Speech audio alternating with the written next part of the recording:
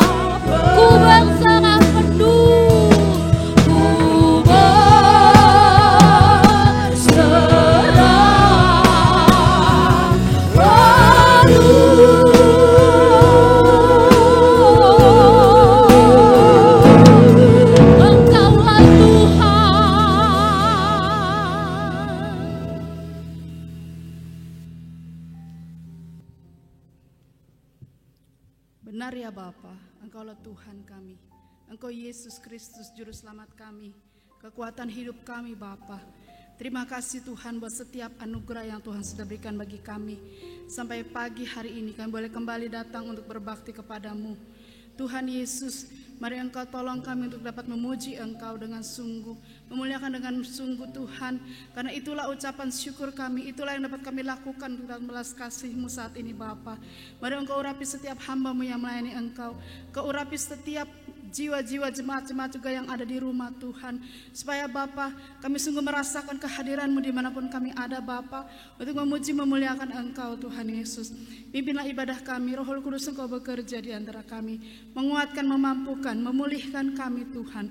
Pakai setiap pelayan-pelayan-Mu, baik dari WL, singer, pemain musik Tuhan, terlebih hamba-Mu yang menyampaikan firman-Mu, urapan-Mu ada bersama-sama dengan dia. Terima kasih Tuhan, kami buka ibadah kami di dalam nama Tuhan Yesus Kristus. Haleluya, amin. Puji Tuhan.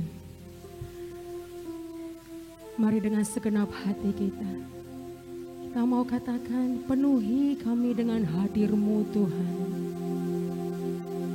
Penuhi kami dengan kasih-Mu Yesus. Kami berterima kasih.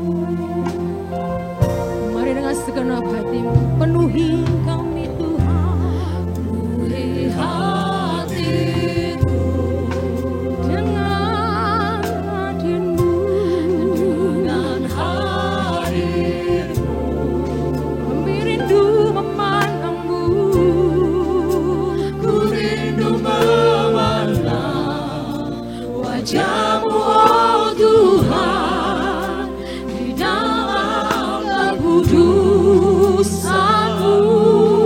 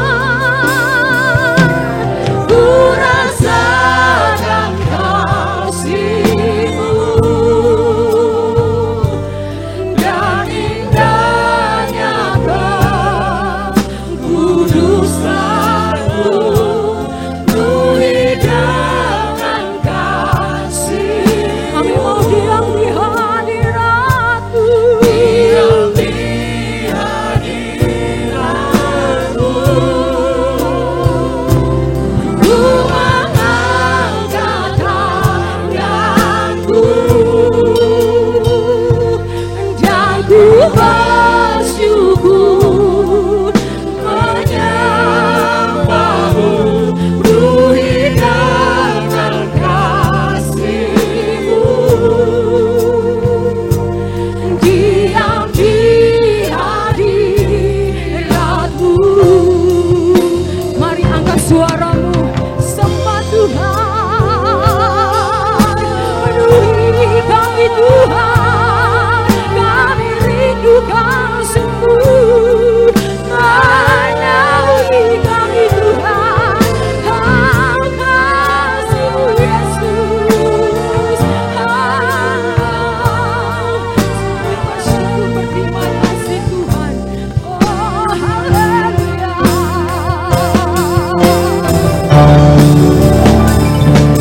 Ku rasakan kasih-Mu dan indahnya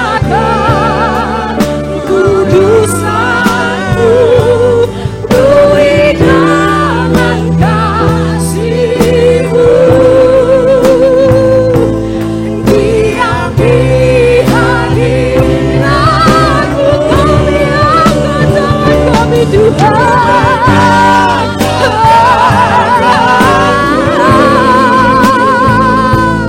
Dan ku bersyukur menyembahmu, penuhi dengan kasih-Mu.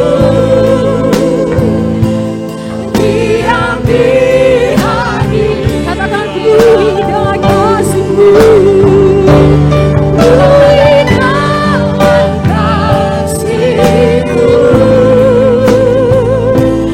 Diam di hadirat-Mu, penuhi dengan kasih-Mu, dengan kasih-Mu. Diam di hadirat-Mu. Tepuk tangan yang meriah bagi Tuhan kita. Haleluya, haleluya. Berikan sorak-sorai yang paling terbaik bagi Tuhan. Mari saya mengundang kita semua, sama-sama kita bangkit berdiri. Kita mau bersorak bagi Tuhan. Kita mau menyatakan pada pagi hari ini, Dia Allah yang terlalu baik.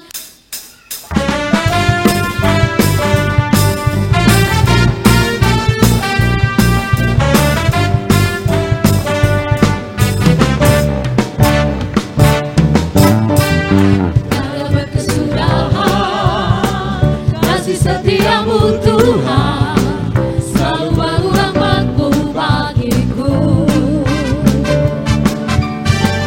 Hari berganti hari, tetap kulihat kasih-Mu, tak pernah berakhir di hidupku. Tuhan Yesus baik, sungguh amat baik, untuk selama-lamanya. Tuhan Yesus baik, Tuhan Yesus baik, Tuhan Yesus baik, sungguh amat baik, untuk selama-lamanya. Tuhan Yesus baik.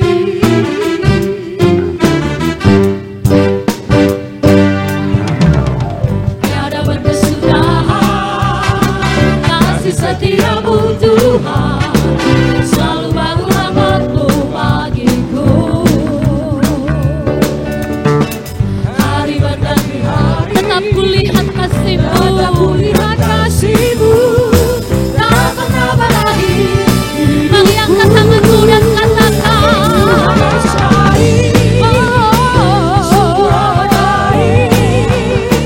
untuk selama-lamanya. Tuhan Yesus baik, Tuhan Yesus baik, Tuhan Yesus baik, sungguh amat baik, untuk selama-lamanya. Tuhan Yesus baik. Yesus baik bagimu dan bagiku. Mari umat Tuhan, sama-sama katakan ini. Yesus baik bagimu, Yesus baik bagiku.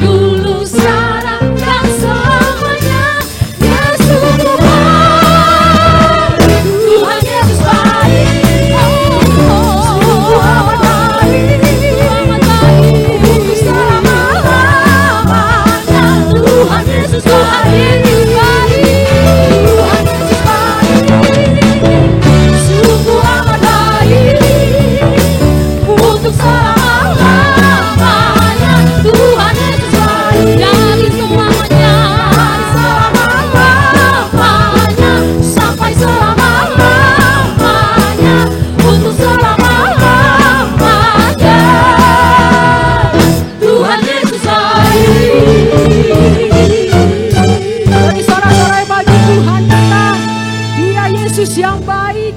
Haleluya. Ya gunung batuku, Tuhanlah kekuatan dan mazmurku. Haleluya.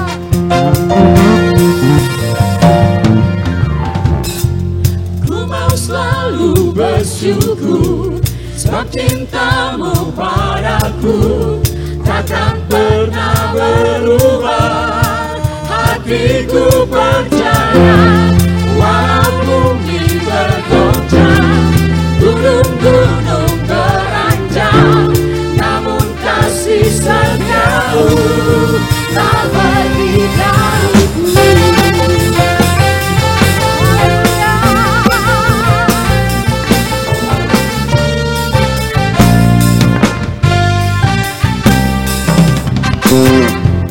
Tuhanlah kekuatan dan mazmurku. Dengan imanmu katakan dia gunung batu, dia keselamatanku. Hanya padamu hatiku percaya, Kaulah menara dan Kau-Nya perlindungan. Ku mau selalu bersyukur, sebab cintamu padaku takkan pernah berubah. Hatiku percaya, walau bumi bergoncang, gunung-gunung beranjak, namun kasih setiamu tak pergi dariku.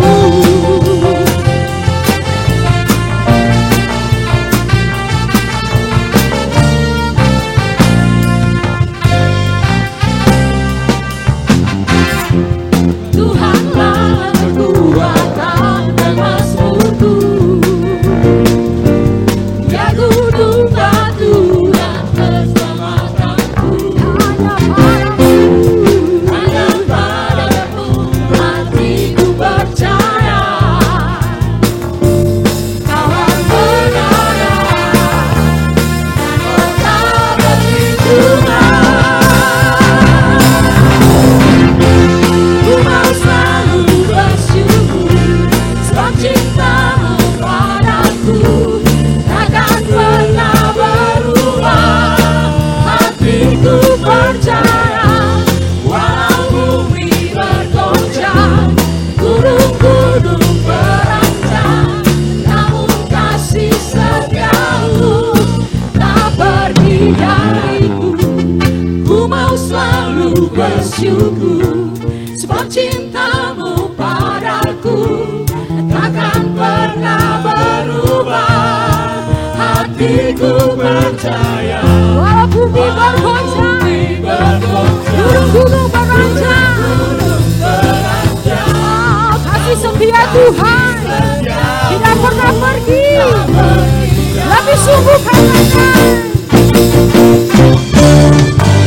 ku mau selalu bersyukur, sebab cintamu padaku takkan pernah berubah. Hatiku percaya, walau bumi bergoncang, gunung-gunung beranjak, namun kasih setiamu tak pergi dariku. Kasih setiamu tak pergi dariku.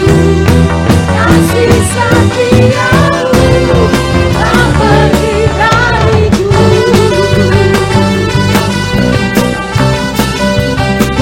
haleluya.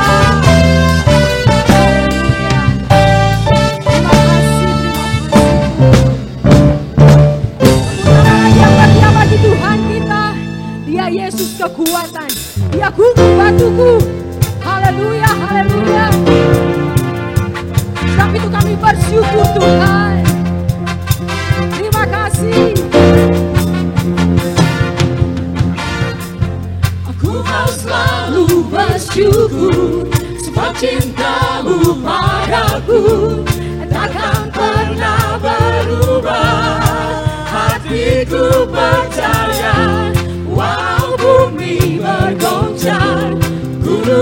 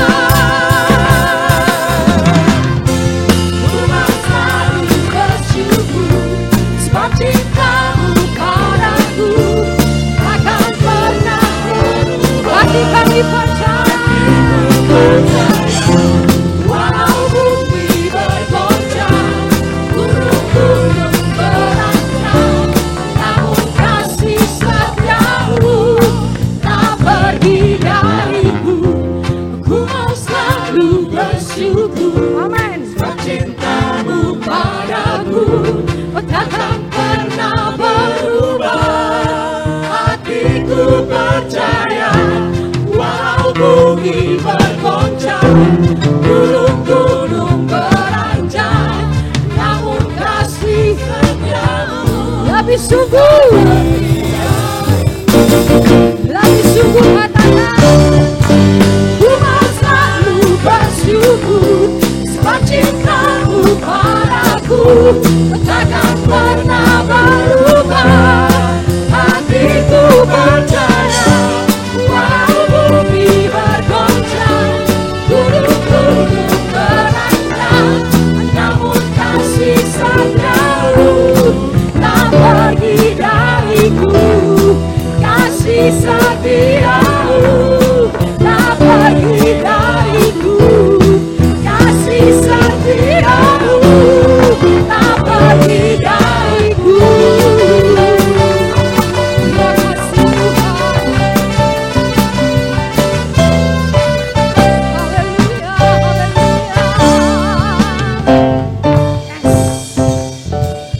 Terima kasih Tuhan.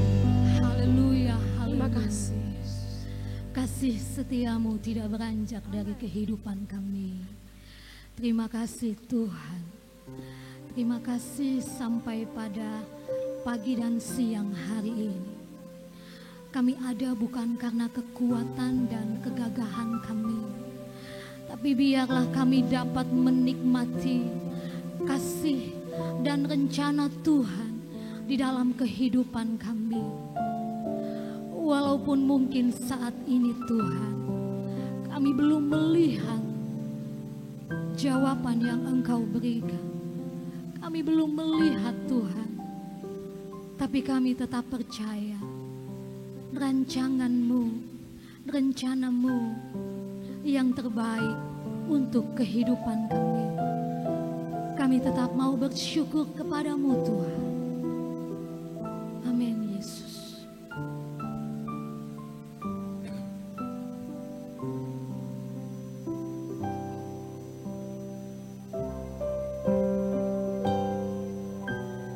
Apa yang kau alami kini mungkin tak dapat engkau mengerti.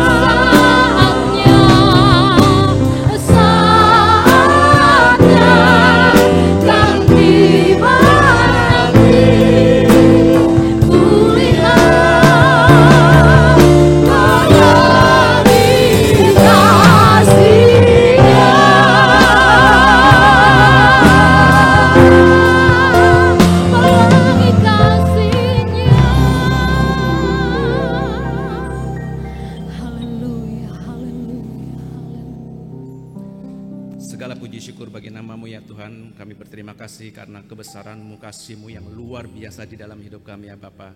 Kami bersyukur Tuhan Yesus, kami sudah memuji memuliakan nama-Mu karena Engkau Allah yang layak dipuji, disembah, ditinggikan, diagungkan tinggi ya Bapa.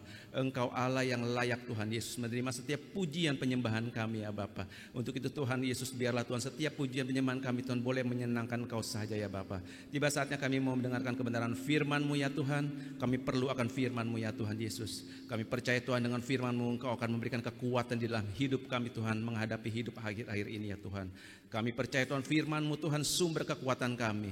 Firman-Mu akan membentuk kami, merubah kami Tuhan menjadi karakter yang seperti Engkau ya Bapa.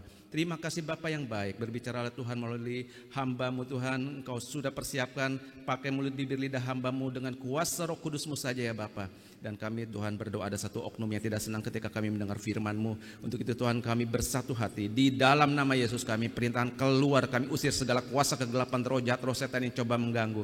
Kiranya Roh Kudus-Mu memimpin Tuhan acara pendengaran firman-Mu kepada kami semuanya ya Bapa. Terima kasih Bapa di surga, terpujilah nama-Mu. Kami siap mendengar kebenaran firman-Mu hanya di dalam nama Tuhan Yesus Kristus. Haleluya, haleluya, amin.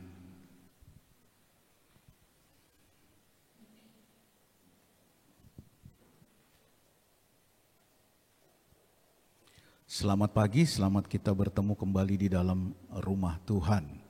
Puji Tuhan, Tuhan sudah menolong kita sepanjang 1 minggu ini dan kita boleh ada sebagaimana kita ada semua hanya karena anugerah Tuhan. Bapak Ibu Saudara sekalian, pagi hari ini saya ingin menyampaikan satu tema dalam firman Allah pada pagi hari ini, yaitu tentang mempertahankan iman.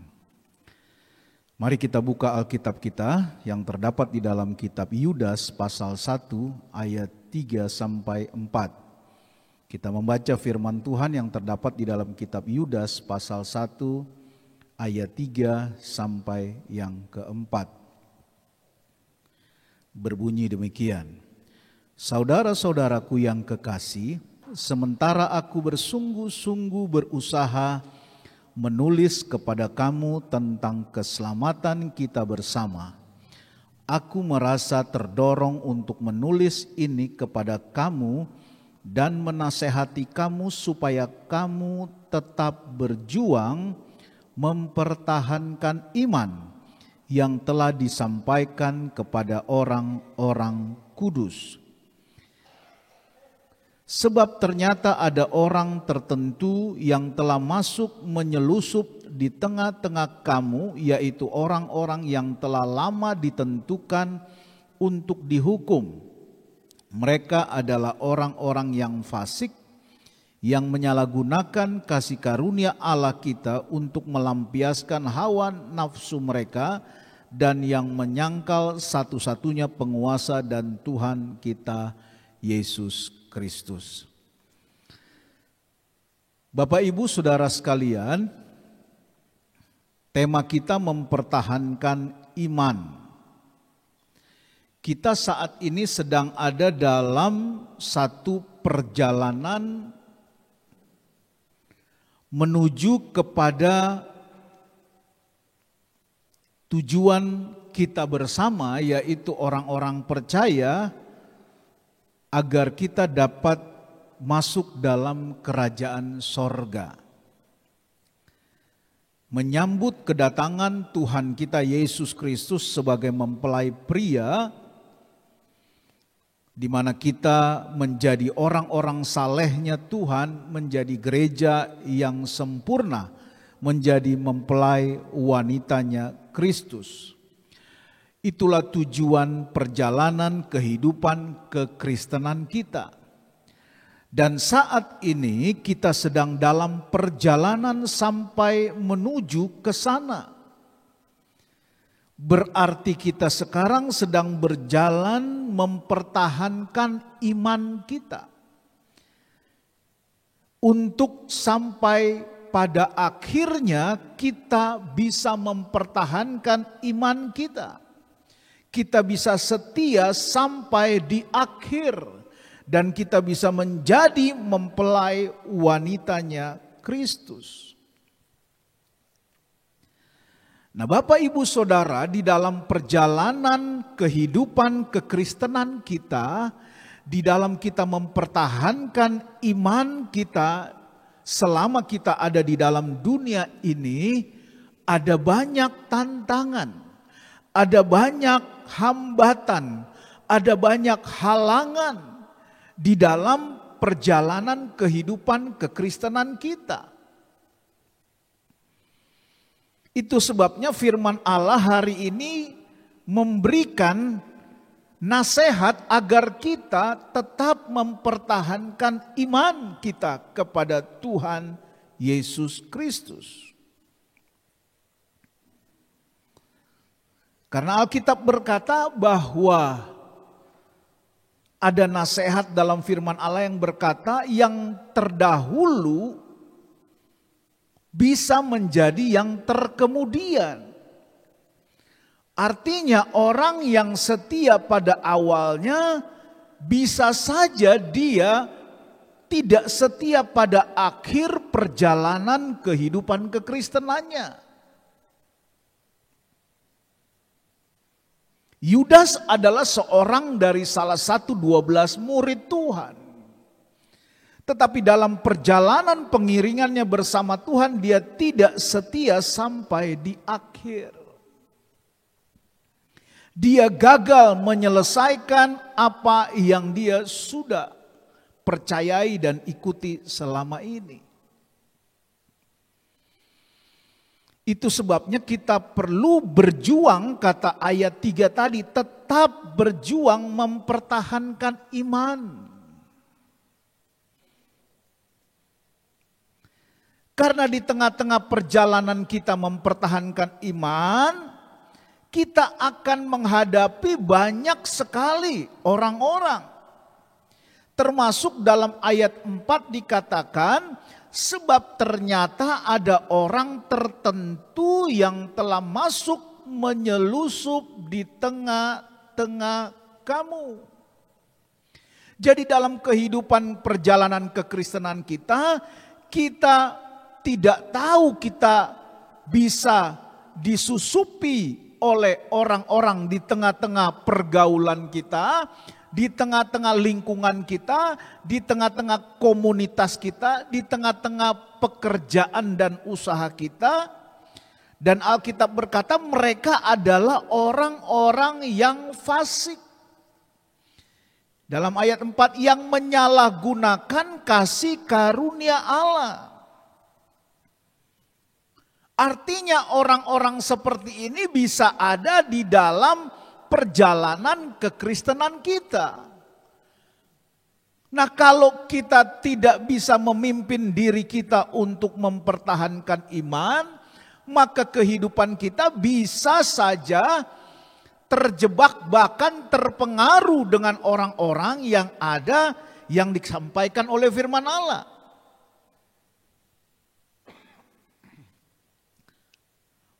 Mereka adalah orang-orang yang fasik yang menyalahkan kasih karunia Allah. Berarti kita harus waspada. Di dalam berjuang mempertahankan iman kita harus waspada. Karena kita diizinkan bergaul dengan siapa saja di dalam dunia ini. Kita diizinkan berinteraksi, berkomunitas dengan siapa saja di dalam dunia ini. Dan di antara orang-orang itu mungkin ada yang sudah dikatakan oleh firman Allah, yaitu orang-orang yang fasik. Mengapa kita harus waspada? Yang pertama, kita lihat pesan firman Allah dalam Mazmur 1 ayat 1 berkata demikian. Berbahagialah orang yang tidak berjalan menurut nasihat orang fasik, yang tidak berdiri di jalan orang berdosa, dan yang tidak duduk dalam kumpulan pencemooh. Jadi Alkitab berkata kita harus waspada. Di dalam pergaulan perjalanan kekristenan kita menuju ke akhir nanti, akan ada gangguan, hambatan, tantangan dari orang-orang yang ada di sekeliling kita. Apakah itu di dunia pekerjaan, di dunia sekolah, pendidikan, bahkan di tengah-tengah komunitas pelayanan sekalipun. Alkitab berpesan berbahagialah orang yang tidak berjalan menurut nasihat orang fasik. Jadi kita harus waspada. Yang kedua, mengapa kita harus waspada? Karena orang-orang fasik itu bisa berada di mana saja. Di dalam lingkungan pekerjaan, di dalam lingkungan sekolah, di dalam lingkungan sahabat, tetangga, teman, bahkan di dalam lingkungan pelayanan kita sendiri. Bisa berada di mana saja orang-orang yang demikian, orang-orang fasik.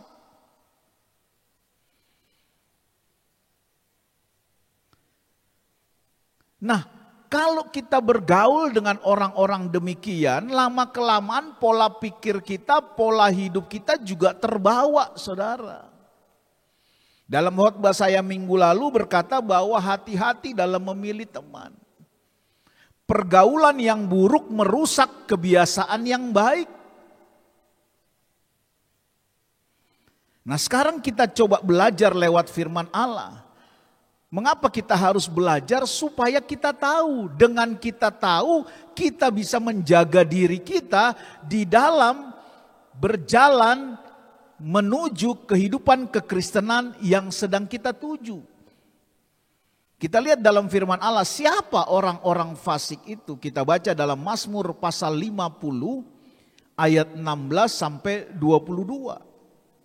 Berkata demikian. Tetapi kepada orang fasik Allah berfirman. Perhatikan, Allah sendiri yang berfirman.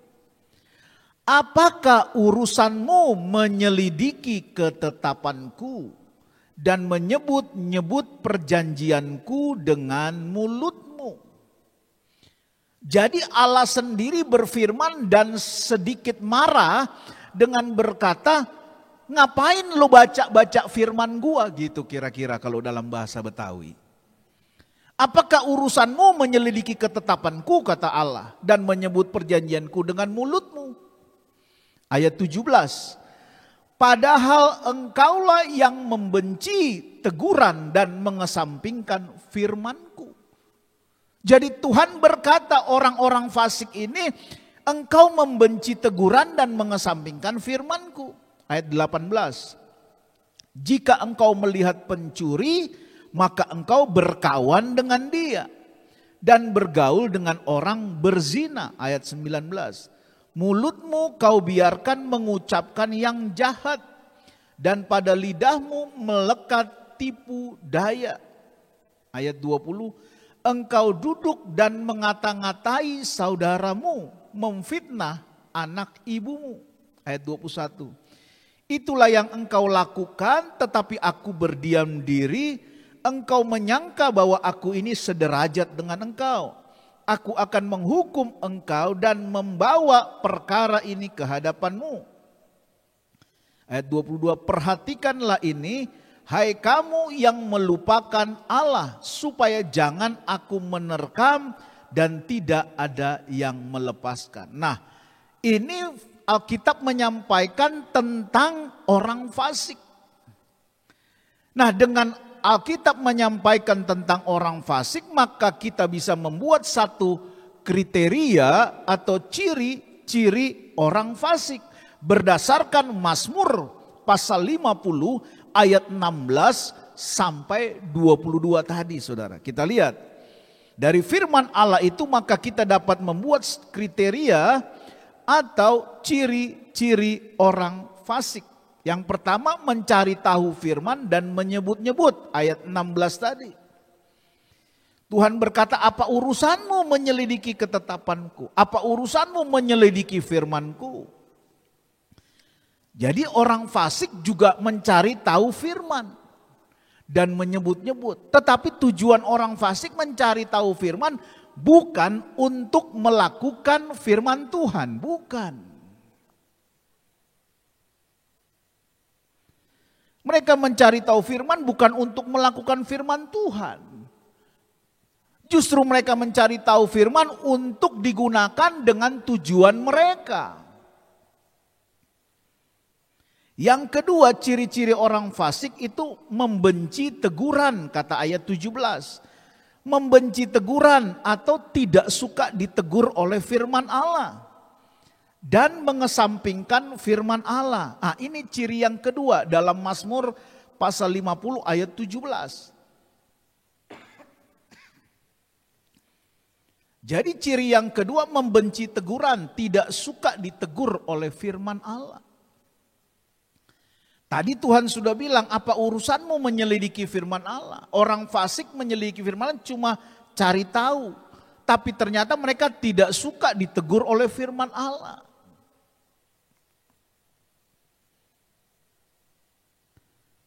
Berapa banyak ada jemaat Tuhan yang berkata ketika mendengar firman Allah. Bukan hanya di sini, bahkan di mana saja. Ketika mereka mendengar firman Allah berkata, aduh, firmannya tidak enak, itu menegur saya, menemplak saya. Bahkan ada jemaat Tuhan di luar sana yang berkata kepada pengkhotbah, Bapak tadi menyinggung khotbah saya. Karena saya dilarang, firman Allah berkata, Bapak berkata dilarang ini, dilarang itu oleh firman Allah. Bapak menyinggung perasaan saya. Pengkhotbah itu berkata, apa kurang kerjaan saya cari bahan firman Allah hanya untuk menyinggung-nyinggung orang.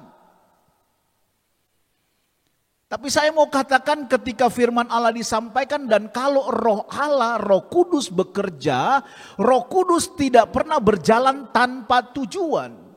Dia pasti dengan tujuan karena kitab 2 Timotius katakan firman Allah itu adalah berfungsi untuk membenarkan setiap perbuatan yang tidak benar.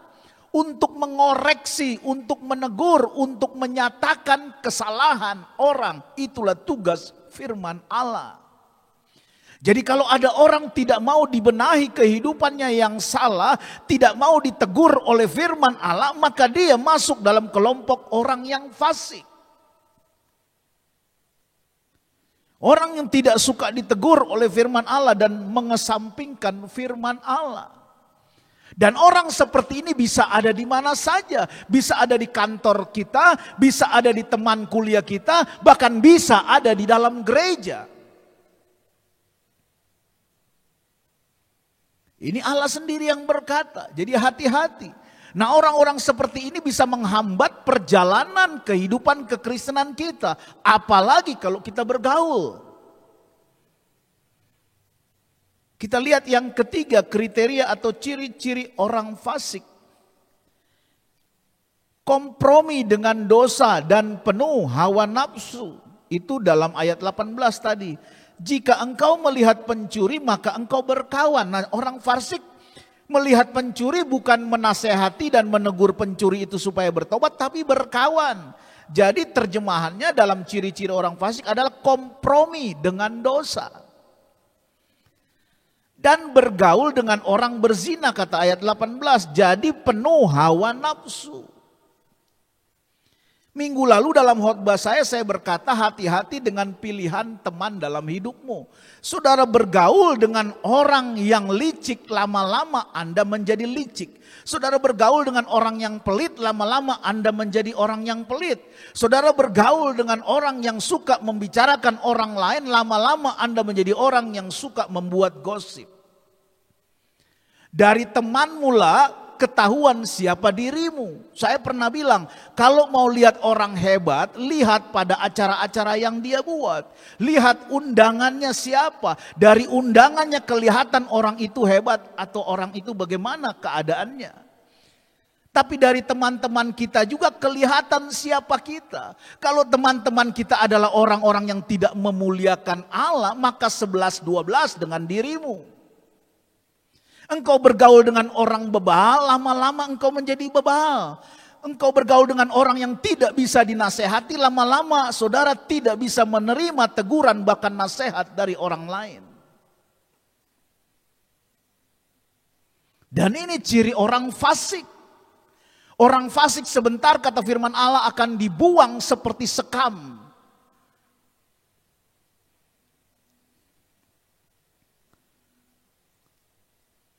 Jadi ciri yang ketiga kompromi dengan dosa dan penuh hawa nafsu.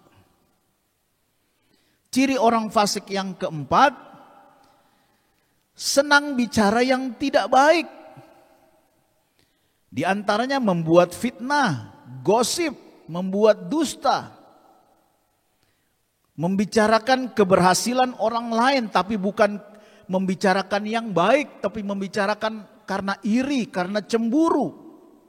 Senang bicara yang tidak baik. Ini terjemahan dalam ayat 19. Ayat 19 berkata, mulutmu kau biarkan mengucapkan yang jahat, dan pada lidahmu melekat tipu daya.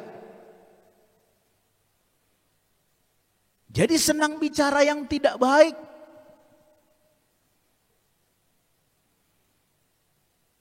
Nah, ini ciri orang fasik.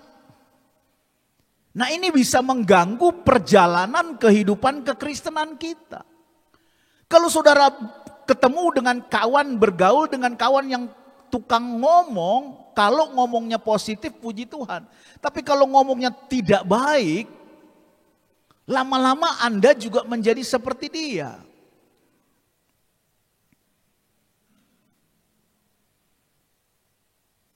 Hati-hati. Jadi mulutmu kau biarkan mengucapkan yang jahat. Ciri orang fasik, senang bicara yang tidak baik.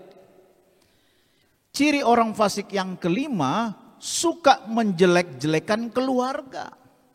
Apakah itu keluarga sendiri secara jasmani maupun keluarga rohani.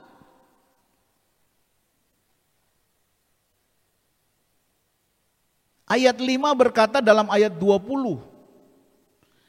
Ayat 20 Mazmur 50, inilah terjemahan dari ciri-ciri orang fasik yang kelima. Engkau duduk dan mengata-ngatai saudaramu. Memfitnah anak ibumu, berarti saudaramu. Anak ibumu bukankah anak engkau juga? Anak ibumu bukankah engkau juga anak ibumu? Suka menjelek-jelekan keluarga, baik keluarga jasmani maupun keluarga rohani. Siapa keluarga rohani? Ya kita semua. Saudara adalah jemaat GPD Sudirman, jemaat GPD Bojong Indah adalah anak-anak rohani kami. Kami adalah hamba Tuhan, orang tua rohani. Kalau hal seperti ini saja tidak bisa dipahami dan dimengerti, pertanyaannya bagaimana perkembangan rohanimu selama ini? Apakah engkau sudah dewasa rohani atau masih kanak-kanak?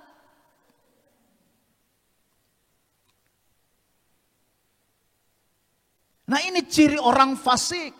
Dalam jemaat Tuhan menjelang Yesus datang kembali, kita berjalan menuju kepada kehidupan gereja yang sempurna, yang tidak bercacat dan bercela. Jemaat-jemaat Tuhan yang siap menjadi mempelai wanita Kristus sudah tidak boleh lagi ada yang begini.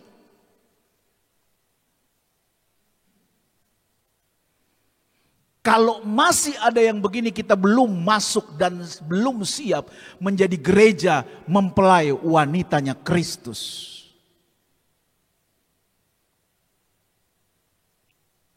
Dan kalau belum siap menjadi mempelai wanitanya Kristus, maka kita akan hanya ada di halaman, kata kitab Wahyu. Dan kalau kita masih ada hanya di halaman, maka kita akan diberikan kepada bangsa-bangsa. Artinya apa? Dalam pelajaran akhir zaman, kita masuk dalam masa aniaya anti Kristus. Coba kita lihat sejenak dalam Wahyu 11 ayat 2. Ayat 1 dan 2 kita mulai. Wahyu 11 ayat 1 dan 2. Saya kesana sebentar. Kemudian diberikanlah kepadaku sebatang bulu seperti tongkat pengukur rupanya, dengan kata-kata yang berikut, perhatikan. Bangunlah dan ukurlah bait suci Allah. Siapa bait suci Allah? Saudara dan saya. Tubuh kita ini adalah bait Allah, tempat Allah bertata. bangunlah dan ukurlah bait suci, diri kita masing-masing, tubuh Kristus. Bukan gedung gereja ini tubuh Kristus, tapi saudara dan saya tubuh Kristus. Bangunlah dan ukurlah bait suci Allah dan mesbah. Apa mesbah? Mesbah adalah tempat korban. Kalau ada tempat korban berarti harus ada korban di atasnya. Bangunlah dan ukurlah bait suci Allah, tubuh Kristus, dan mesbah, dan mereka, saudara dan saya, yang beribadah di dalamnya. Ayat 2. Tetapi kecualikan pelataran bait suci. Jadi kalau yang hanya di pelataran atau di halaman dalam pelajaran dalam pelajaran tabernakel Musa, ada halaman, ada ruang kudus, ada ruang maha kudus, maka yang hanya biasa-biasa itu kecualikan ditaruh dalam pelataran di halaman di sebelah luar katanya. Jangan diukur. Yang diukur itu hanyalah mereka yang sudah masuk dalam ruang kudus atau ruang maha kudus. Siapa yang diukur tadi dalam ayat 11? Saudara dan saya sebagai bait Allah. Korban kita diukur. Pengiringan kita kepada Tuhan diukur, bait suci Allah. Kita sebagai tubuh Kristus, korban kita, mesbah kita diukur. Dan semua yang beribadah di dalamnya, pelayanan kita semua diukur. Kalau tidak cukup ukurannya dan tidak layak, maka taruh saja di halaman, kecualikan pelataran bait suci di sebelah luar. Jangan diukur lagi. Itu yang begitu langsung dikasih kepada bangsa-bangsa untuk mengalami masa aniaya antikristus selama 3,5 tahun. Perhatikan, karena ia telah diberikan kepada bangsa-bangsa lain dan mereka akan menginjak-injak kota suci selama 42 bulan lamanya atau 3,5 tahun. Nah, gereja tubuh Kristus yang ditaruh di pelataran adalah tubuh Kristus yang tidak sempurna. 5 anak darah yang bodoh. Jadi perjalanan kita ini sekarang, iman kekristenan kita ini, kita sedang berjalan saudara. Dan akan diukur Tuhan. Sampai pada akhirnya kita setia akan diukur Tuhan. Kita harus setia untuk sampai kepada satu status kita. Status kita adalah gereja yang sempurna mempelai wanitanya Kristus. Itulah tujuan kita. Jadi ciri orang fasik yang kelima itu tadi suka menjelek-jelekan keluarga. Keluarga jasmani dan keluarga rohani.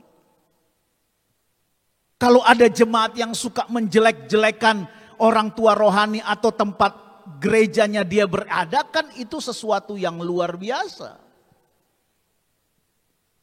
Sama seperti seorang anak menjelekkan keluarganya, bagaimana mungkin itu terjadi? Orang gila saja tahu menghormati keluarganya. Maaf kalau saya pakai kata agak kasar. Orang gila saja tahu menghargai keluarganya.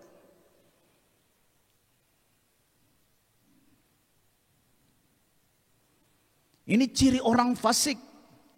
Yang keenam kita lihat ciri orang fasik yang keenam. Meremehkan firman dan melupakan Allah. Ini terjemahan dari Mazmur 50 ayat 21 dan 22 berkata, itulah yang engkau lakukan, tetapi aku berdiam diri. Jadi Tuhan sedang berdiam diri dulu ini saudara. Engkau menyangka bahwa aku ini sederajat dengan engkau. Aku akan menghukum engkau pada waktunya nanti. Dan membawa perkara ini ke hadapanmu. Ayat 22. Perhatikanlah ini, hai kamu orang-orang fasik yang melupakan Allah. Supaya jangan aku menerkam dan tidak ada yang melepaskan. Saudara ingat satu ayat firman Allah yang berkata demikian. Biarkanlah lalang dan gandum itu tumbuh bersama dulu. Jangan diapa-apakan. Karena kalau gandum itu dicabut sekarang, karena kalau lalang itu dicabut sekarang, maka gandum pun akan tercabut. Artinya perjalanan orang percaya, orang Kristen saat ini Tuhan berkata biarkan. Ada lalang, ada gandum.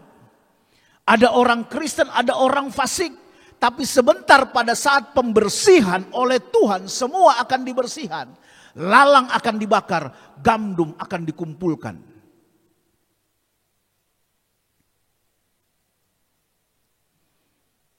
Dalam satu persekutuan orang percaya, orang Kristen, tidak semua yang hadir dalam persekutuan orang Kristen itu gandum, belum tentu.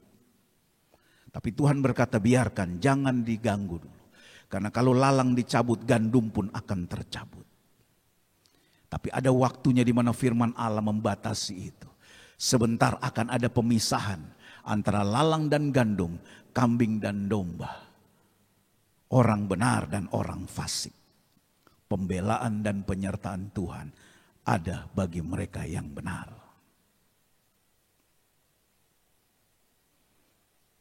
Itu sebabnya Tuhan berkata, aku berdiam diri sampai waktunya sebentar. Dan waktu ini sekarang sedang kita jalani, saudara. Kita sedang berjalan, bahasa sekarang katakan kita sedang on the way menuju tujuan hidup kita. Dan di dalam perjalanan iman kekristenan kita ini banyak sekali hambatan. Ada banyak orang-orang yang ingin menjatuhkan kita. Ada banyak perkataan-perkataan orang yang ingin merobohkan dan menjatuhkan iman kita. Tapi firman Allah pada pagi siang hari ini berkata, mari kita berjuang mempertahankan iman kita kepada Tuhan Yesus Kristus. Berapa banyak orang Kristen gugur, saudara? Berapa banyak? Itu sebabnya kita penting untuk mewaspadai, saudara. Mewaspadai orang-orang fasik. Baik yang ada di luar sana maupun yang ada di lingkungan kita. Ada pesan firman Allah dalam Matius 7 ayat 15 yang berkata demikian. Jadi itu tadi ada 6 ciri orang fasik yang sudah saya sampaikan. Kriteria atau ciri orang fasik ada 6. Sekarang kita lihat Matius 7 ayat 15 ada pesan yang berkata demikian. Waspadalah terhadap nabi-nabi palsu yang datang kepadamu dengan menyamar seperti domba. Tetapi sesungguhnya mereka adalah serigala yang buas. Jadi hati-hati. Nabi palsu tidak menyamar seperti seorang pengkhotbah. Nabi palsu tidak menyamar seperti seorang gembala. Nabi palsu tidak menyamar seperti seorang penginjil. Nabi palsu tidak menyamar seperti seorang rasul, seorang nabi, penginjil, guru atau gembala. Tidak, Alkitab berkata seorang nabi-nabi palsu. Waspadalah terhadap nabi-nabi palsu yang datang kepadamu dengan menyamar seperti apa? Domba. Berarti dia ada di antara sesama domba.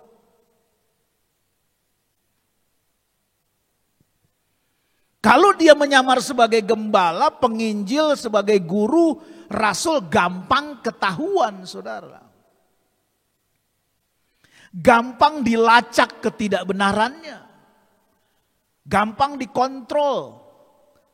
Kalau kita dalam gereja Pantekosta di Indonesia ada satu pengajaran yang tidak benar, itu gampang langsung dipanggil oleh majelis pusat atau majelis daerah. Ditanya, dinasehati. Dibetulkan sesuatu yang salah. Kalau mau bertobat, kalau tidak bertobat ya dikeluarkan, kena sanksi organisasi. Dijaga. Tetapi kalau nabi palsu muncul di dalam antara domba sesama domba, nah ini yang bahaya. Kalau domba-domba yang kumpul bersama nabi palsu ini tidak berjuang mempertahankan iman, kenalah masuk perangkap. Masuk perangkap mulut manisnya nabi palsu ini. Mulailah menularkan pengajaran-pengajaran yang tidak sesuai dengan firman Allah.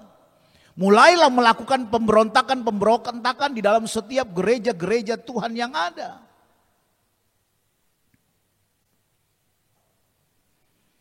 Jadi kembali kepada firman Allah. Nabi palsu datang kepada saudara bukan seperti rasul, nabi, guru, penginjil, gembala, bukan. Tapi dia datang menyamar seperti domba, ada bersama-sama dengan domba. Jadi kalau dalam sebuah gereja lokal dia ada strukturnya sebagai jemaat. Yang mana enggak tahu. Tapi kalau hamba Tuhan tahu. Jemaat-jemaat yang memiliki rohani yang dewasa, memiliki kepekaan yang tinggi, akan dibuat Roh Kudus mengetahui mana domba, mana jemaat yang benar, dan mana jemaat yang tidak.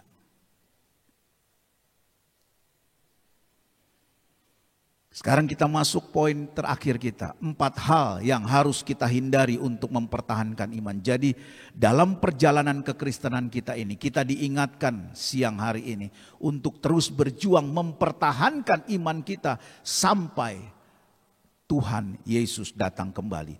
Dan untuk mempertahankan iman ada 4 hal minimal yang harus kita jaga dan hindari. Yang pertama, kita tidak boleh mundur. Kita lihat dalam Ibrani 10 ayat 38. Tetapi orangku yang benar akan hidup oleh iman. Dan apabila ia mengundurkan diri, perhatikan, maka aku tidak berkenan kepadanya.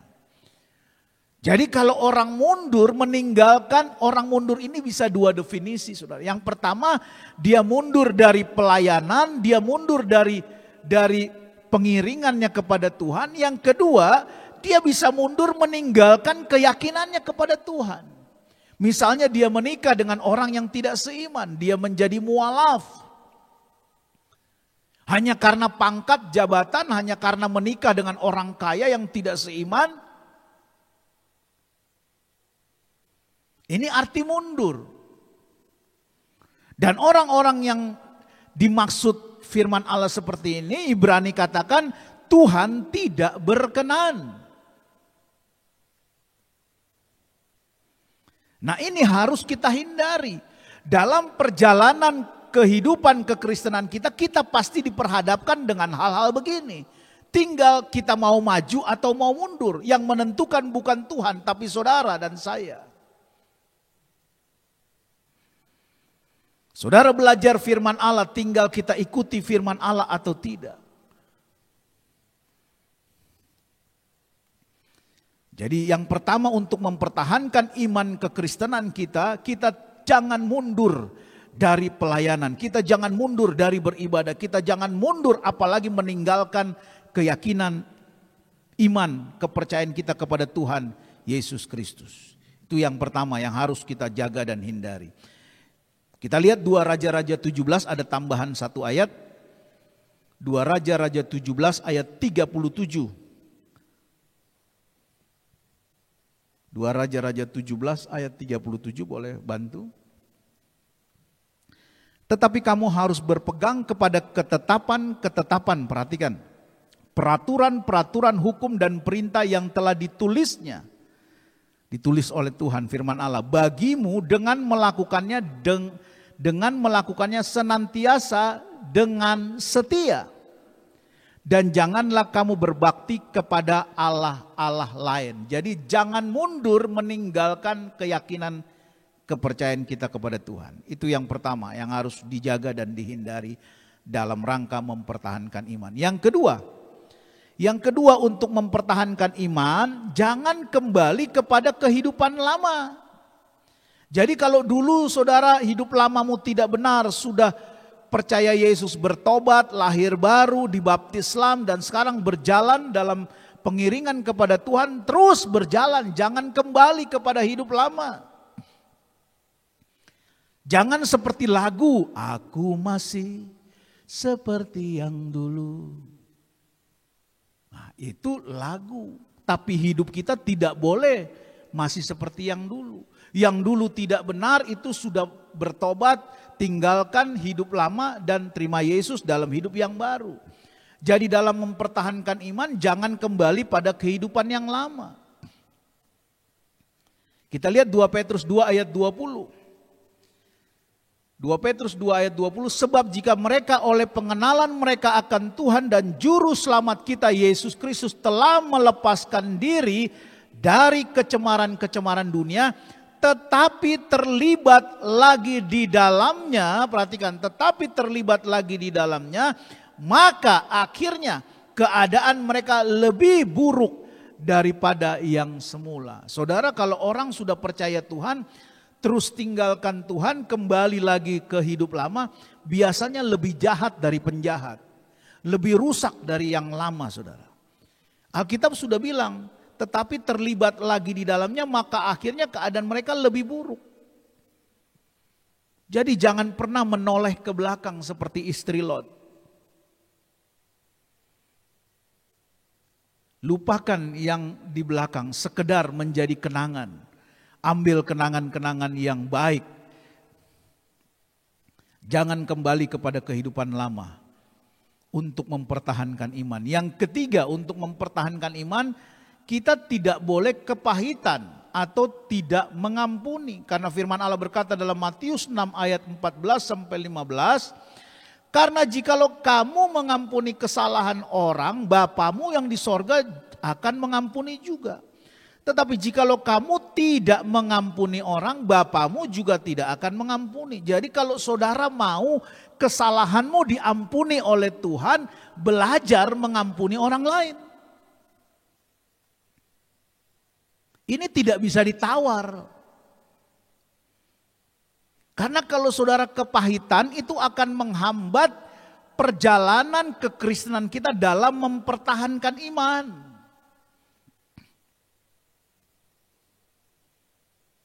Jadi yang pertama, mempertahankan iman kita tidak boleh mundur, kita tidak boleh, kedua tidak boleh kembali pada kehidupan lama. Yang ketiga, tidak boleh kepahitan atau tidak mengampuni. Yang keempat, yang terakhir, tidak boleh meninggalkan kasih yang mula-mula. Kita lihat dalam Wahyu 2 ayat 4 dan 5 berkata, namun demikian aku mencela engkau, karena engkau telah meninggalkan kasihmu yang semula. Perhatikan. Ayat 15, sebab itu ingatlah betapa dalamnya engkau telah jatuh. Bertobatlah dan lakukanlah lagi apa yang semula engkau lakukan. Jika tidak demikian, aku akan datang kepadamu dan aku akan mengambil kaki dianmu dari tempatnya, jikalau engkau tidak bertobat. Saudara, orang yang mengalami kasih mula-mula itu luar biasa. Orang yang pacaran saja itu cinta pertamanya luar biasa. Makanya pepatah bilang, first love never die.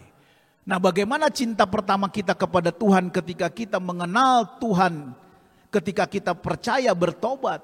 Hujan, banjir, tetap kita pergi ke gereja karena cinta Tuhan. Jam-jam ibadah doa, jam ibadah tengah minggu, jam ibadah hari minggu tidak pernah terlambat. Ada kasih mula-mula yang begitu semangat untuk bertemu dengan Tuhan. Untuk memuji Tuhan. Nah, itu masih ada enggak sekarang? Atau sekarang sudah diajak-ajak ke gereja saja beribadah susahnya setengah mati. Kasih yang mula-mula itu harus tetap ada, saudara. Kasih yang mula-mula itu yang bisa mempertahankan keluarga, suami dan istri sampai opa-oma bahkan sampai mati. Kasih yang mula-mula itu. Sampai kakek nenek tetap setia, kasih mula-mula itu ada, cinta itu terus ada. Kepada Tuhan pun begitu. Makanya Tuhan mengoreksi salah satu 7 gereja yang ada di Asia Kecil. Di dalam kitab Wahyu 2. Namun demikian aku mencela engkau. Walaupun semuanya sudah baik, sudah bagus. Tetapi kalau satu, yaitu kasihmu yang mula-mula telah engkau tinggalkan, itu tidak baik. Tuhan berkata, aku mencela engkau karena engkau telah meninggalkan kasihmu yang semula. Kan ada jemaat yang sesama jemaat berkata demikian, saudara, dibilang, bro sis, dulu kayaknya rajin deh ibadah, setia. Iya, ini kok sekarang akhir-akhir ini males ya. Saya males ibadah, gak tahu kenapa. Seperti dulu lagi dong, setia, rajin, semua segala macam. Seperti lagu pujian lama berkata, ku tak pandang dari gereja mana, asalkan berdiri atas firman-Nya. Semangat, kok sekarang tidak semangat? Tuhan ingatkan dalam ayat 15, saudara. Sebab itu ingatlah betapa dalamnya engkau telah jatuh. Berarti kalau dulu kita semangat, punya kasih mula-mula, cinta Tuhan dan sekarang sudah tidak cinta. Alkitab menerjemahkan itu bahwa kita telah jatuh dengan dalam. Betapa dalamnya engkau telah jatuh. Bertobatlah dan lakukanlah lagi. Artinya bertobat dan kembalikan lagi yang dulu itu. Dulu semangat kebaktian jam 10, setengah 10, jam 9 sudah di gereja. Sekarang ibadah jam 10, jam 11 baru sampai gereja. Kembalikan yang dulu. Mulai jam 10, jam 9 sudah duduk manis di gereja. Mulai jam 7 pagi, setengah 7 sudah ada di gereja. Cinta Tuhan. Tidak lihat lain orang. Baru nyanyi 1-2 lagu sudah menetes air mata. Kenapa? Bukan karena nggak bisa bayar hutang, bukan. Karena apa? Karena merasakan bahwa kasih Allah itu tidak bisa dibalas oleh apapun yang kita buat. Baru puji-pujian 2 lagu sudah kegerakan. Baru doa mau masuk firman Tuhan, penyembahan, Roh Kudus sudah bekerja. Mana itu sekarang? Mana itu sekarang? Itulah aset gereja yang harus dikembalikan sebelum Yesus datang kembali. Supaya gereja penuh dengan bau harum di hadapan Tuhan. Bau harum dengan kekudusan. Bau harum dengan pujian. Penyembahan yang hidup dan berkenan kepada Tuhan. Semarak pengagungan kepada Tuhan itu ada dalam rumahnya.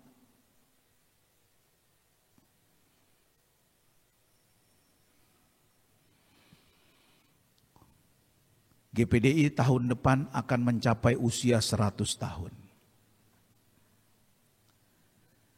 Para pendiri gereja puluhan tahun yang lampau, ketika gereja ini berdiri tahun 1921. Begitu banyak mujizat Allah dinyatakan. Sementara puji-pujian, orang sudah merasakan kesembuhan ilahi. Sementara firman Allah diberatakan, Roh Kudus bekerja sehingga firman harus berhenti dan menunggu apa maunya Roh Kudus. Tetapi semakin majunya zaman, semakin hebatnya modern, semakin majunya teknologi canggih dan lain sebagainya, semakin mengecilkan sesuatu yang terjadi. Karena manusia mulai menggunakan logika. Karena manusia mulai menggunakan akal, pikiran yang tidak salah. Tetapi semua itu selalu seringkali menghambat iman kita kepada Tuhan. Menghambat segala sesuatu kepada Allah. Sehingga banyak orang Kristen saat ini tidak mengalami mujizat. Sehingga banyak orang Kristen jemaat Tuhan saat ini tidak lagi melihat sesuatu yang luar biasa. Salah satu gereja yang mengalami bagaimana roti berubah menjadi daging di gereja ini pada tahun 1980. Di gereja yang pertama di Gang Serayu. Di mana roti perjamuan berubah menjadi daging hanya dalam tempo beberapa jam dan kemudian kembali lagi menjadi roti. Dan pengalaman kedua ketika gereja ini didirikan di mana gereja yang pertama itu ada foto daripada gambar lukisan Tuhan dengan mahkota duri. Tetapi lukisan mahkota duri itu tiba-tiba mengeluarkan darah segar. Mau difoto oleh wartawan, dia berubah kembali kepada wujud semula. Tidak untuk dipublikasikan. Tapi sejak saat itu almarhum Bapak Gembala Senior merasa ada kekuatan bahwa ada penyertaan Tuhan di dalam gereja ini. Begitu banyak tanda mujizat yang Allah kerjakan. Tahun 1979 kalau tidak salah, tahun 1980-an lebih kita mengadakan seminar dan KKR di gedung Advent selama beberapa hari. Dengan salah satu pembicara pendeta Toteis dari Belanda. Dan pada hari keberapa Ibu Gembala Senior anfal dan sakit. Dan semua jemaat sudah berkumpul di pastori dan menangis dan mengira Ibu Gembala sudah kembali ke pangkuan Bapa di sorga. Saya berdoa, waktu itu saya masih sekolah dasar, masih anak-anak, tidak mengerti berdoa dengan polos. Saya berdoa dan menangis, mujizat terjadi. Ibu Gembala Senior bangkit dan sembuh kembali. Itu sudah dikelilingi oleh hamba-hamba Tuhan dan jemaat yang berkumpul di pastori menangis. Karena ibu gembala dikira sudah kembali ke pangkuan Bapa di sorga. Terus tahun demi tahun berjalan penyertaan Tuhan nyata atas setiap kehidupan gereja ini. Itu sebabnya mari Bapak Ibu Saudara terus berjuang mempertahankan iman. Saya berkata bahwa ibarat pertandingan maraton, sesuatu yang sudah ditanam oleh para pendiri gereja. Ketika tongkat estafet itu diberikan kepada mereka, mereka sudah berjuang dan mereka sudah kembali ke pangkuan Bapa di sorga. Dan sekarang kita meneruskan tongkat estafet itu. Dan kalau mereka yang sudah berjuang dengan baik dan tongkat estafet yang kita pegang saat ini tidak kita selesaikan dengan benar, pada ujungnya maka kita tidak akan sampai di finish. Dan kalau kita tidak sampai di finish maka kita akan kalah. Dan kalau kita akan kalah berarti rusaklah perjuangan sekian puluh tahun dari awal oleh para pendiri gereja ini. Kita mengalami tugas yang berat di akhir zaman. Kita harus mengantarkan semua orang masuk dalam kerajaan sorga. Kita harus memastikan keluarga kita, anak, cucu, mantu semua ada dalam kerajaan sorga. Yang percaya katakan amin. Dan itu merupakan tugas yang berat buat kita. Kita memegang tongkat estafet terakhir. Di perjalanan terakhir di akhir zaman menjelang Yesus datang kembali.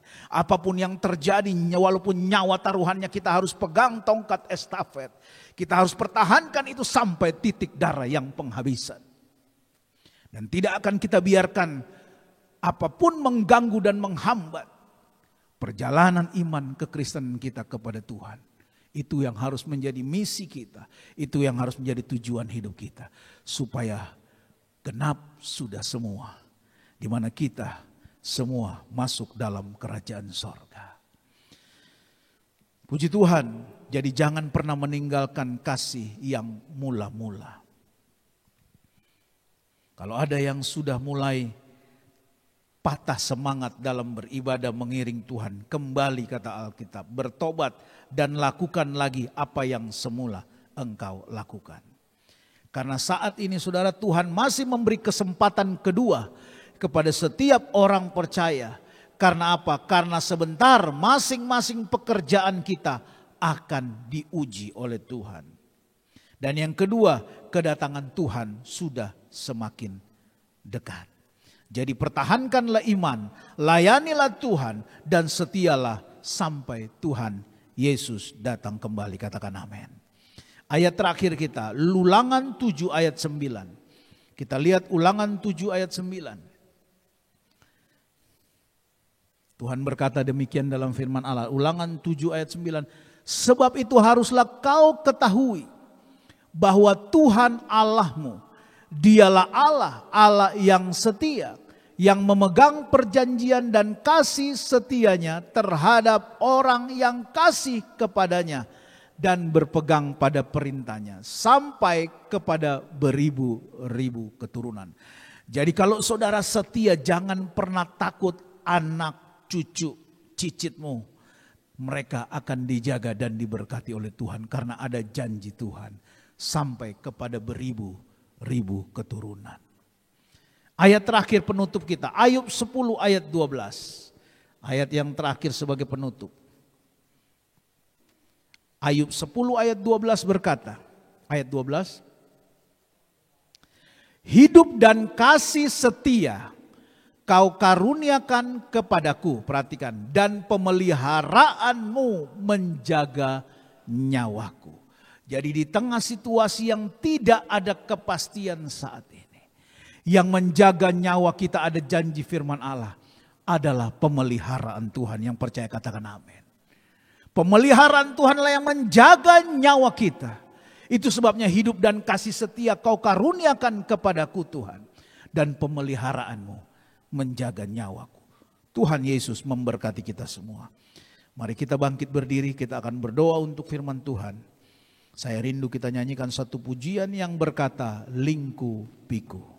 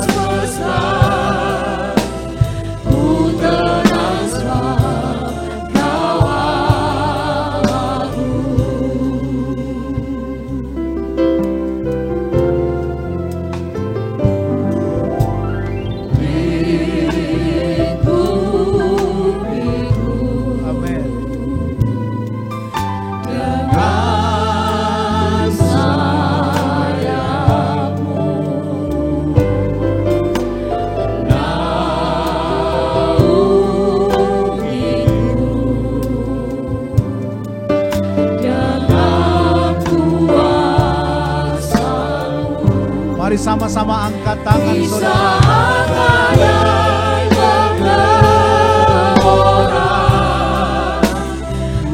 Akan terbang bersamamu, Bapa Kau Raja atas semesta, Putra Surga. Katakan sama-sama, di saat badai, di saat badai bergelora, akan terbang bersamamu, Bapa Kau Raja atas semesta, Putra Surga, Kau Allahku. pujian ini berkata bahwa Tuhanlah Raja atas semesta. Dialah yang berkuasa, dialah yang bertata atas setiap langit dan bumi. Semua ada di bawah penguasaan Tuhan. Artinya kita tidak perlu takut sedikit pun ketika kita berjalan bersama Tuhan.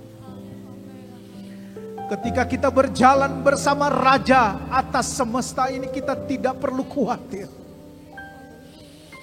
Kita tahu Dia yang mengatasi, Dia yang berkuasa atas langit dan bumi dan seluruh alam semesta ada di bawah kendali daripada Raja di atas segala Raja, yaitu Tuhan Yesus Kristus. Yang kita perlukan saat ini adalah kita berjalan bersama dengan Dia.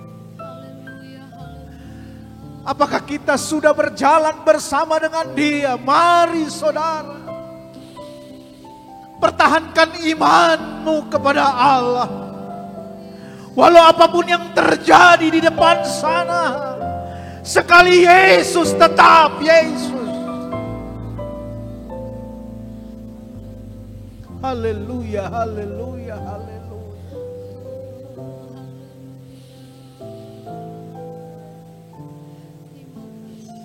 Dia akan menjaga, memelihara kita. Tidak ada sesuatu yang terjadi di bawah kolong langit ini tanpa sepengetahuan daripada Tuhan. Akan masih ada banyak tantangan, akan masih ada banyak masalah-masalah hambatan ke depan yang akan kita hadapi. Tetapi persoalan terbesar adalah kalau kita tidak berjalan bersama dengan Tuhan, kita akan mengalami masalah yang luar biasa. Tapi mari, kalau kita berjalan dan berpegang kepada Raja yang berkuasa atas alam semesta, maka Dia akan membawa kita. Walau di tengah badai sekalipun, kita akan terbang bersama Yesus. Dia akan membawa kita melihat kemuliaan-Nya. Dia akan membawa kita melihat penyertaan-Nya yang sempurna atas setiap hidup kita. Karena penyertaan Tuhan tidak bisa kita ukur dengan akal dan pikiran kita. Karena kuasa Allah tidak pernah bisa kita ukur dengan akal dan logika kita. Karena kita manusia yang sangat-sangat terbatas adanya. Tapi Allah yang kita sembah adalah Allah yang tidak terbatas. Allah yang berkuasa atas langit dan bumi. Allah yang berkuasa atas alam semesta. Dan Dia yang menjaga dan memelihara setiap kehidupan saudara dan saya. Dia yang memelihara nyawa kita, kata firman Allah. Dia memelihara nyawa dan nafas hidup kita. Tidak satu pun sehelai rambut pun terjadi atas setiap hidup kita tanpa seizin daripada Tuhan. Haleluya, haleluya, haleluya. Mari kita terus berjalan dalam iman kita kepada Tuhan. Kita tidak mau mundur. Kita tidak mau melihat ke belakang. Kita mau berjalan terus bersama dengan Tuhan. Apapun yang ada di depan kita, kita percaya ada penyertaan Allah yang sempurna atas setiap hidup kita. Mari sama-sama kita katakan sekali lagi pujiannya, lingkupiku. Haleluya, haleluya.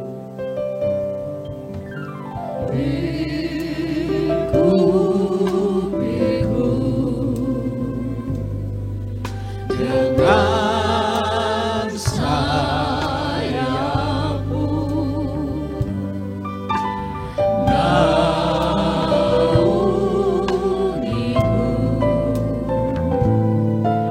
dengan kuasa-Mu. Angkat tanganmu tinggi-tinggi. Bagai bergelora, ku akan terbang bersamamu. Bapa Kau Raja atas semesta, ku transfer Kau Di saat badai bergelora, haleluya. di saat badai bergelora, ku akan terbang bersamamu. Bapa Kau Raja atas semesta, ku transfer Kau Allahku.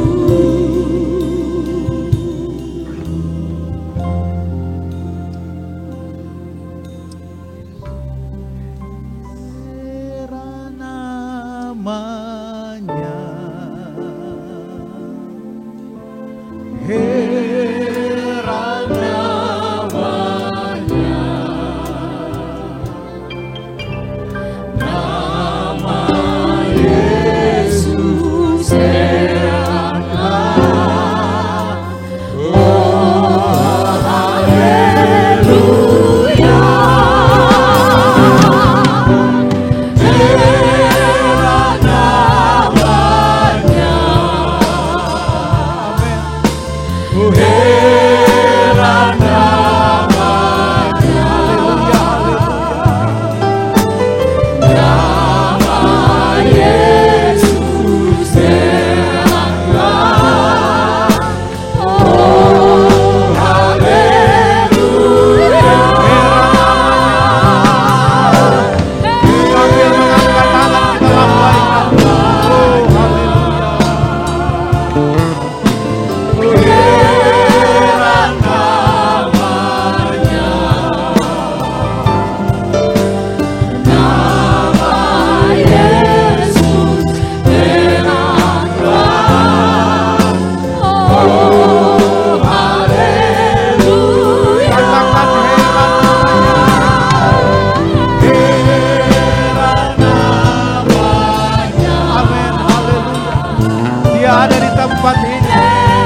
rasakan hadirat Allah, Dia ada di tempat ini.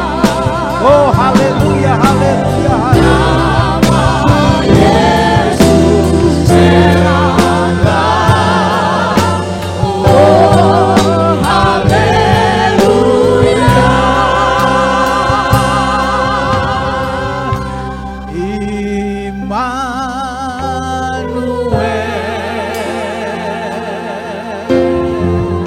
Angkat tanganmu dan rasakan hadirat.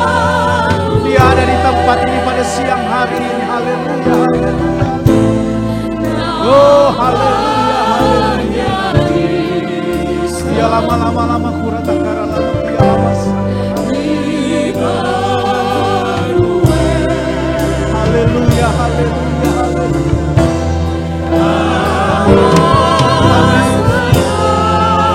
Haleluya, haleluya, haleluya.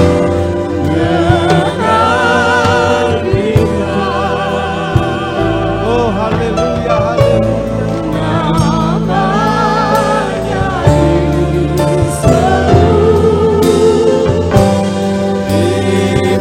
Katakan Immanuel sambil mengangkat tangan.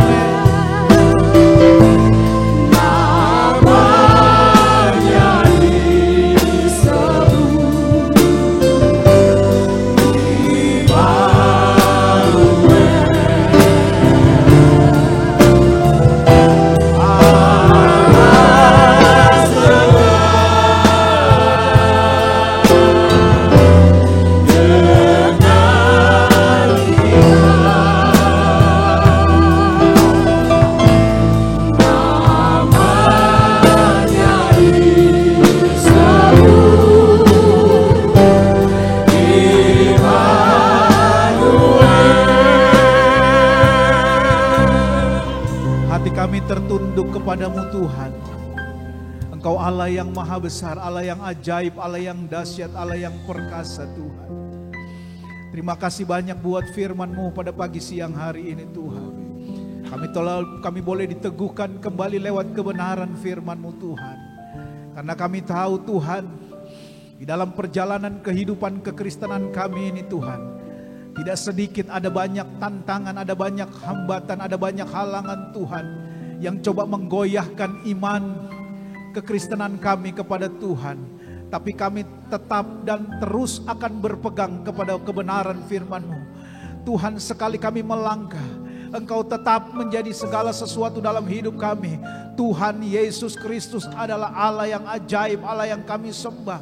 Tuhan, tidak ada sesuatu yang kami dapat lakukan tanpa penyertaan daripada Tuhan.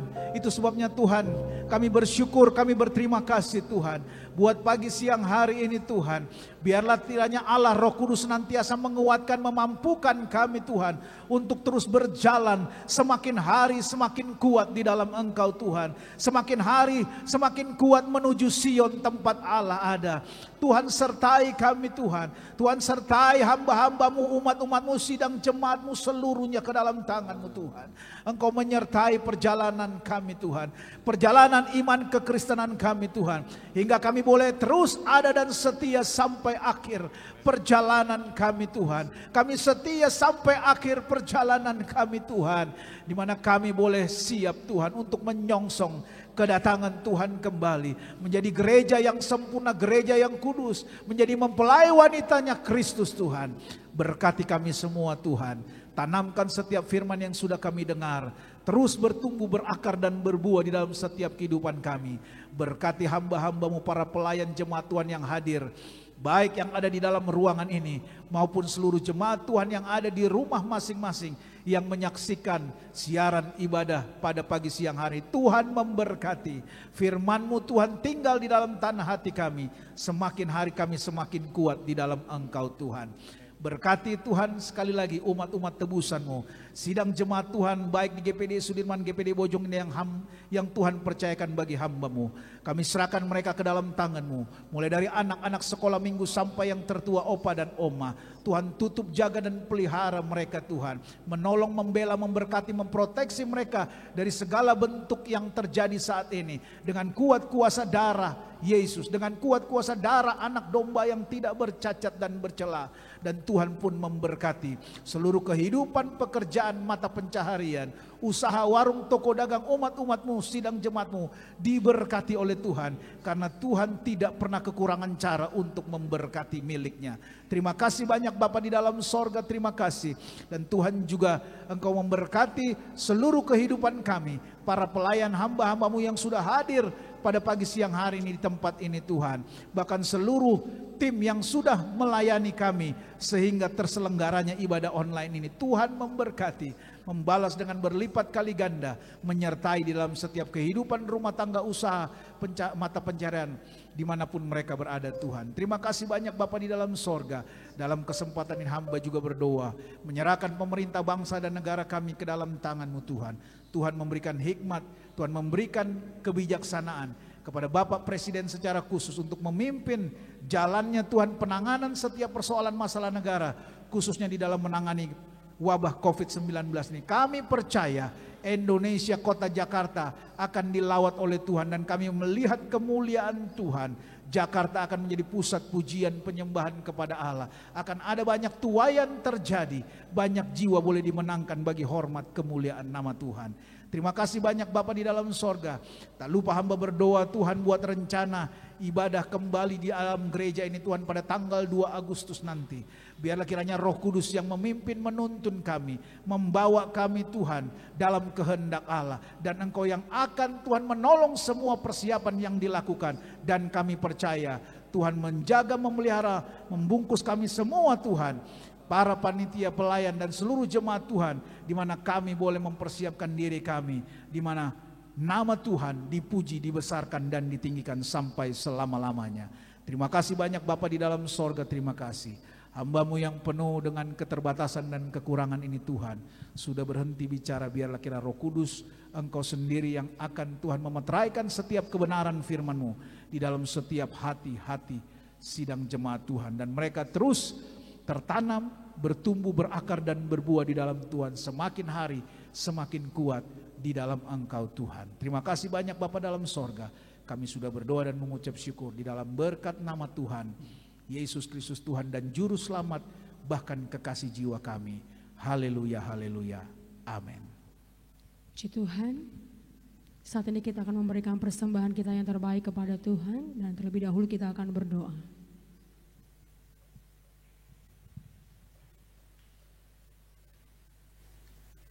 Bapa kami dalam surga, sungguh Engkau Allah yang maha baik Tuhan. Kembali kami boleh beribadah pada pagi hari dan siang hari ini ya Tuhan Yesus. Kami telah menaikkan puji-pujian kami, penyembahan kami ya Tuhan. Kami juga telah mendengarkan kebenaran firman-Mu ya Tuhan. Biar semua ini ya Tuhan boleh semakin menguatkan iman percaya kami. Saatnya kami akan memberikan persembahan ya Tuhan. Roh Kudus berkati hati dan pikiran kami ya Tuhan.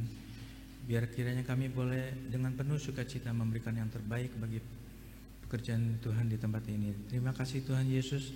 Di dalam nama Tuhan Yesus kami berdoa dan mengucap syukur. Haleluya. Amin.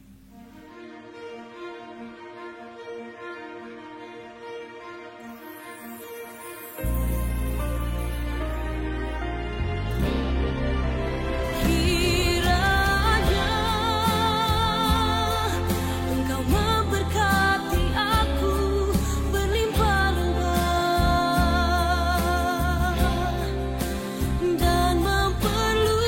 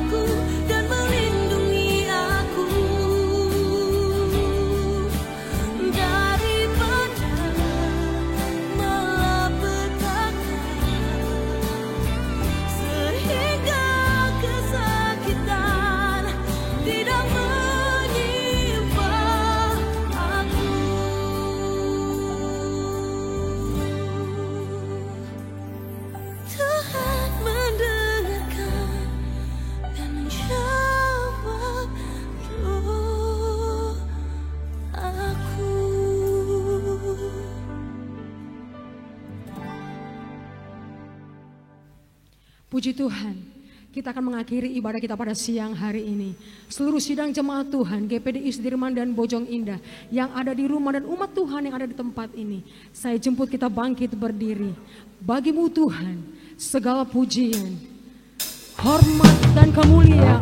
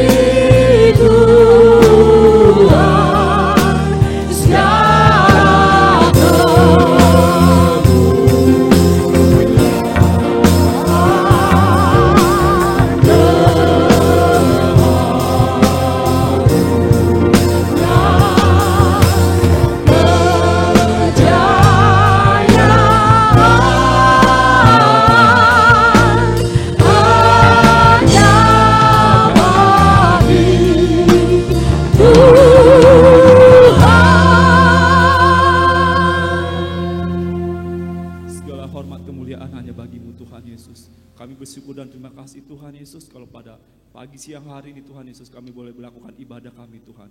Kami boleh diberi kesempatan Tuhan untuk berkumpul bersama-sama Tuhan dalam ibadah ini Tuhan Yesus. Untuk memuji menyembah nama-Mu Tuhan Yesus. Dan Tuhan dengan kekuatan dan kesehatan yang Kau berikan pada kami Tuhan, kami boleh masih Tuhan Yesus untuk menyenangkan hati-Mu lewat penyembahan, lewat puji-pujian yang diadakan Tuhan. Terlebih lewat firman-Mu yang disampaikan Tuhan untuk mempertahankan iman kami Tuhan. Tuhan, kami bersyukur Tuhan Yesus untuk bangsa dan negara kami Tuhan, untuk tiap-tiap jemaat Tuhan yang masih Engkau pelihara Tuhan Yesus, dengan segala keadaannya Tuhan Yesus, dengan segala kondisinya Tuhan Yesus. Kami berdoa Tuhan untuk kami dapat melewati ini semua Tuhan Yesus.